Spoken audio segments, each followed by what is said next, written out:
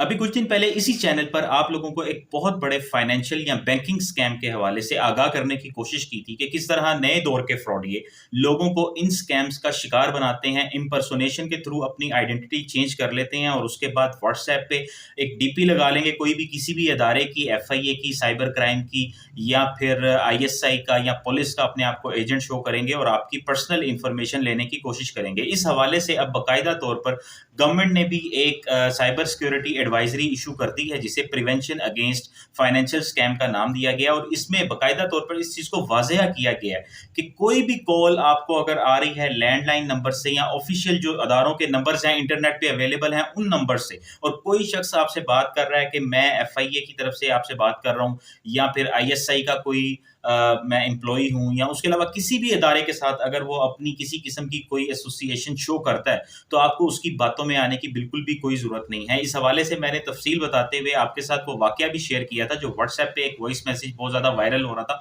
और उसमें किसी तरह से जो इन स्कैम्स का शिकार होने वाले भाई थे वो बता रहे थे कि कैसे मुझे कॉल्स आई और मैंने हर चीज को वेरीफाई किया। मुझे मिजान बैंक की तरफ से भी उनके ऑफिशियल नंबर से कॉल आई, मुझे आईएसआई की जानिब से जो व्हाट्सएप मैसेजेस आ रहे थे उसमें व्हाट्सएप पे डीपी आईएसआई की लगी हुई थी। इसी तरह से एफआईए के जो रीजनल ऑफिस से या लोकल जो भी उनके शहर में ऑफिस मौजूद था उसकी तरफ से जो कॉल आई तो मैंने इंटरनेट पे बकायदा चेक किया और वहां पे भी वही नंबर एफआईए का मेंशन था जो कि जिस नंबर से मुझे कॉल आ रही थी, जिस वजह से मैंने अपने पास आने वाली तमाम इंफॉर्मेशन उसके अलावा अपनी बैंकिंग एप्लीकेशन की यूजर नेम या जो भी ऐसी कुछ कॉन्फिडेंशियल इंफॉर्मेशन थी वो उनके साथ कंफ्यूज होकर शेयर कर दी।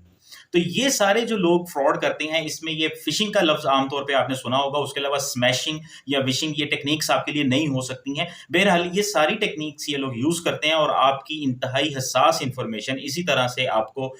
वो कुछ ऐसी तफसीलात आपसे शेयर कर देते हैं जो कि उनके लिए रिट्रीव करना या उनके लिए उन तफसीलात का हसूल कुछ इतना बड़ा मसला नहीं होता। लेकिन आपके एंड पे आपको ये लगता है कि शायद ये मेरी सीएनआईसी को रिपीट कर रहा है, इसके पास मेरा सीएनआईसी, मेरा एक्चुअल नाम, मेरा एड्रेस, मेरा मोबाइल नंबर वगैरह मौजूद है, तो शायद ये उसी इंस्टीट्यूशन का, उसी महकमे का बंदा है जो बन के ये मुझसे बात कर। इस एडवाइजरी इशू में गवर्नमेंट ने खास तौर पर इस चीज को भी, इस अमर को रिकग्नाइज किया है कि चूंकि हमारे लोगों को साइबर सिक्योरिटी के हवाले से इतनी अवेयरनेस नहीं है, उसके अलावा आईसीटी की, इंफॉर्मेशन टेक्नोलॉजी की, वेबसाइट्स को किस तरह से इस्तेमाल करना है, गूगल पे आपने मतलब ये इंटरनेट और मोबाइल फोन, स्मार्टफोन, ये जितनी भी लेटेस्ट टेक्नोलॉजीज हैं हमारी जो आम पॉपुलेशन है उसके एक बहुत बड़े एलिमेंट को इस चीज़ का आइडिया नहीं है कि किस तरह से इन चीज़ों को एक्सेस करना है या इस हवाले से जो साइबर सिक्योरिटी अवेयरनेस या नॉलेज होनी चाहिए लोगों के पास वो मौजूद नहीं है। उसी वजह से आम लोगों को नहीं पता होता कि ये कॉल क्लोनिंग क्या हो सकती है या कॉलर आईडी स्पूफिंग क्या हो सकती है, फेक वेबसाइट्स क्या हो सकती हैं। मतलब ऐसा भी पॉसिबल है कि आपको अगर कोई कॉल करता है और आप वेबसाइट पर जाके उसके दिए हुए लिंक पे क्लिक करके वेबसाइट पे जाके चेक करते हैं तो आपको वो अपनी मर्जी की वेबसाइट दिखा रहा होगा, आपको यही लगेगा कि ये मेरा जो बैंक है या जहां पे भी मेरा अकाउंट है ये वहां की वेबसाइट है। चंद सेकंड्स में, चंद मिनट्स में जो मौजूदा AI, artificial intelligence based technology है उसकी मदद से ये लोग सारा कंटेंट भी जनरेट कर लेते हैं, नई वेबसाइट्स भी बना लेते हैं। इसके साथ साथ एक इंतहाई अहम चीज की तरफ मैं आपकी तवज्जो दिलाना चाहूंगा कि जब भी कभी आप इंटरनेट बैंकिंग को इस्तेमाल करने के लिए गूगल पे अपना मिसाल के तौर पर अगर मिजान बैंक में आपका अकाउंट है और आप ऑनलाइन फंड्स ट्रांसफर करना चाह रहे हैं तो आप गूगल पे अगर लिखते हैं मिजान इंटरनेट बैंकिंग तो अच्छी तरह से देख लें कि जो शुरू में 2-3 लिंक्स आपके सामने आ रहे हैं आप अंधाधुंध उन पे क्लिक करके अपना यूजर नेम और पासवर्ड वगैरह एंटर ना करें, बल्कि तसल्ली कर लें कि क्या ये एक्चुअल लिंक है। क्योंकि गूगल का एक तरीकेकार है,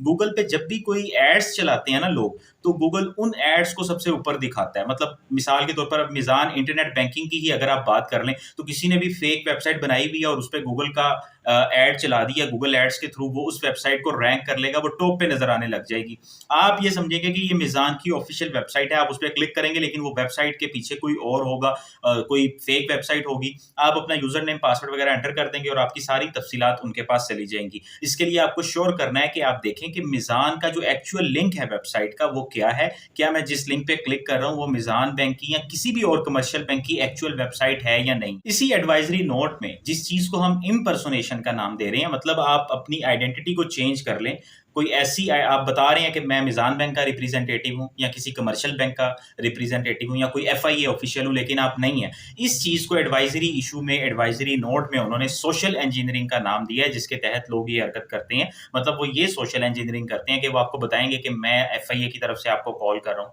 या पीटीए की तरफ से आपको कॉल कर रहा हूँ, या फिर उसके अलावा वो स्टेट बैंक का या किसी भी ऐसे मुतल्लका अदारे का ऑफिशियल बन के आपको अपनी तफसील बता सकता है कि आप धड़ाधड़ अपनी सारी इन्फॉर्मेशन उसके साथ शेयर करना शुरू कर। इसके अलावा आपको पता होना चाहिए कि जैसे मैंने अभी ये टेक्निक्स का जिक्र किया, फिशिंग या विशिंग वगैरह, इनका मतलब क्या होता है। फिशिंग जो है वो बेसिकली एक इस तरह की चीज़ है कि जिसमें कोई भी इस किस्म का फ्रॉडिया आपको ईमेल्स, मैसेजेस या व्हाट्सएप वगैरह पे मैसेज करना शुरू कर दे और अपने आप को शो करे कि वो किसी अदारे से रिलेटेड है, किसी एफआईए का ऑफिशियल है या बैंक का रिप्रेजेंटेटिव है, और इस तरह से कम्युनिकेशन करने के बाद वो आपकी पर्सनल इंफॉर्मेशन हैक करने की कोशिश करे, या फिर आप अपनी मर्जी से उसके साथ कोई भी कोड आपके मोबाइल पर आ रहा है वो शेयर कर दें, अपना यूजर नेम, अपना पासवर्ड या कोई भी कॉन्फिडेंशियल इंफॉर्मेशन उसके साथ शेयर कर दें। विशिंग खास तौर पे फोन कॉल्स के ज़मरे में आती है कि अगर आपको बाकायदा तौर पे किसी इसी तरह के लैंडलाइन नंबर से, एफआईए के नंबर से या किसी भी नंबर से कोई फोन कॉल आ रही है बाकायदा, और आप उसको रिस्पॉन्ड करते हैं, आगे से कोई बंदा बात करता है, आप नंबर्स को वेरीफाई करते हैं तो नंबर भी उसी इदारे के होते हैं जिसकी वो बात कर रहा है। आप इंटरनेट पे चेक करते हैं, जैसे कि उनके साथ हुआ जिन्होंने ये व्हाट्सएप पे जिनका वॉइस नोट वायरल हुआ था, तो आपको नंबर्स भी सारे वही मिलेंगे कि अच्छा नहीं, आप एंड में आप मतलब नतीजा ये निकालेंगे कि यार ये जो बात कर रहा है वो दुरुस्त कर रहा है, और आपने अपनी सारी इन्फॉर्मेशन उसके साथ शेयर कर देंगे। तो इन चीज़ों का आपको खास ख्याल रखने की ज़रूरत है। कोई भी ऐसा वाक़या अगर आपके साथ होता है तो अपनी कोई पर्सनल इन्फॉर्मेशन आपको कतई तौर पर किसी ऐसे शख्स के साथ शेयर नहीं करनी, और उसके साथ-साथ इस चीज़ का ख्याल रखना है कि अगर आपको आपके व्हाट्सएप पे या फिर ईमेल के थ्रू या किसी भी ज़रिए से कोई भी लिंक सेंड किया जा रहा है कि आप इसको क्लिक करें, कोई फॉर्म फिल कर दें, किसी प्रोडक्ट को एक्सेस कर लें, या आपके लिए कोई सरप्राइज़ मौजूद है इस लिंक के एंड पे अगर आप क्लिक करेंगे, हद्दुल इम्कान कोशिश करें ऐसे किसी भी लिंक को क्लिक ना करें। अपने साथ दूसरे लोगों को भी एजुकेट करने की कोशिश करें, क्योंकि ज़्यादातर ऐसे स्कैमर्स का शिकार वही लोग बनते हैं जिनको इन बुनियादी चीज़ों के बारे में अच्छी तरह से नॉलेज नहीं होता, इन्फॉर्मेशन नहीं होती, इल्म नहीं होता।